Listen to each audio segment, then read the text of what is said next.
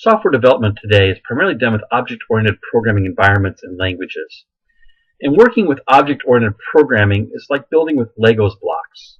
You have predefined shapes and pieces that are assembled together to build different things. In object-oriented programming, we have different objects. In a Visual Studio, those objects would be things like forms, text box controls, button controls, labels, sliders, panel boxes, group boxes, radio buttons are all types of objects that we can assemble a interface with and then write some code to have those things actually function. In a previous video, we talked about how working in an object-oriented environment is like building a house. Houses are built from objects, lumber, outlets, electrical cable, vents, nails, screws, trusses, truss plates, ductwork, all kinds of objects that are already built for us and have a particular function, but are simply assembled to create a new thing of a house. Looking at an individual object such as a faucet, objects have properties, they have methods, and they respond to events. Let me elaborate on that. In terms of properties, we can have all different types of faucets. The properties of a faucet determine what it looks like and maybe how it behaves, how it functions. These are all faucets. They all do the same thing. They all come from a common design, and yet there are differences between them. That common design we would call a class. So in this case, we have a faucet class. If you go into a Home Depot or a Lowe's or an Ace Hardware, you would find all the faucets together in one section of the shelf. They are grouped together because they are all similar, but yet they have very distinct looks and appearances and ways that they operate, which would be the differences in their properties. Methods are something an object does. In the case of a faucet, the flow of water through it can be turned on and it can be turned off. But objects don't perform actions by themselves. They respond to user events.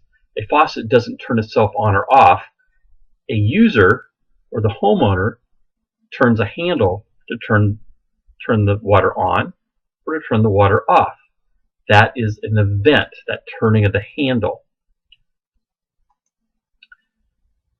If we look at a hammer, there is a class of hammers, but there are all different types of hammers within that class, different instances or objects of that hammer. So the objects are defined by a class definition. Class dictates the properties, the methods, and the events of the object of that type of class. So every hammer has a handle and it has a head, but the hammer might differ in those two properties. The handle might be wood, it might be fiberglass, it might be metal. The head might be a claw head, it might be a pick head, it might be a mallet head, it might be a ball peen head. A hammer can also vary in weight and in size. You think about a nailing hammer versus a sledgehammer, two very different types of hammers. If we walk into a hardware store, we might see several hammers on a shelf that are identical, but we would choose one if we were purchasing a hammer. That one object is an instance.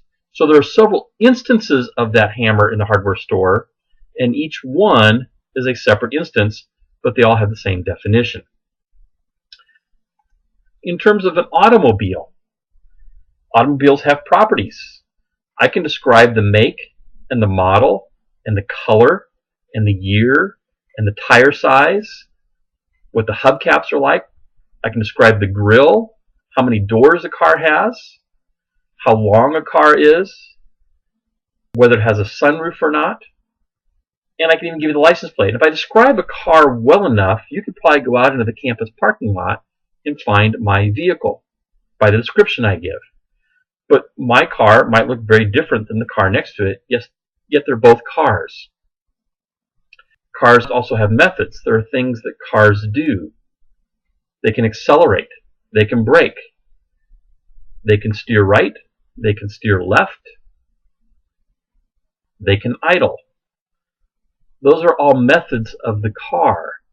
But again, the car doesn't do those things all by itself. It responds to user events. So we have a series of dashboard controls and a steering wheel and pedals that cause the car to do things. If I turn the ignition switch, the engine will start. If I turn the ignition switch off, the engine will stop. If I press the gas pedal, it goes. Press the brake, it stops. My dog is also an object. She has properties, methods, and events. I can describe my dog. She has a name. Her name is Reba. She has a breed. She's a Rottweiler.